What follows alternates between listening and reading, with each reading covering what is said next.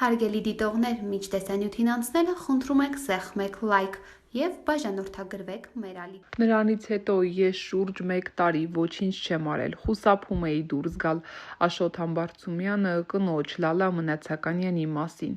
Ես ու Լալան մի քանի անգամ հեռացանք իրարից, հետո նորից մոտեցանք և ամուսնացանք։ Նա շատ բուռն բնավորություն ուներ և շատ էմոցիոնալ ռեակցիաներ էր տալիս ամեն ինչին։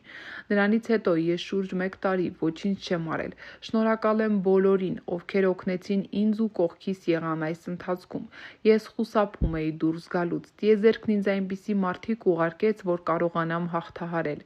Սկզբում շատ դժվար էր, բայց սկսեցի զբաղվել սպորտով։ Բավականին շատ բան փոխեց։ Շատ բան փոխեցին նաև թոռնիկներս։ Մի անգամ թոռնիկներս մոտեցան, ասացին. «Պապիկ, գիտես Լալան մահացել է»։ Ես նրանից հետևյալ կերպ բացատրեցի, որ գալիս է մի պահ, երբ մարդիկ գնում են մի ուրիշ տեղ, հետո մենք պետք է գնանք ու միանանք նրանց։ Սրտի տանիքներով հաղորդման շրջանակներում խոսելով Լալա Մնացականյանի կորստի մասին պատմել է նկարիչ Աշոտ Համբարձումյանը, դերասանուհի Լալա Մնացականյանի ամուսինը։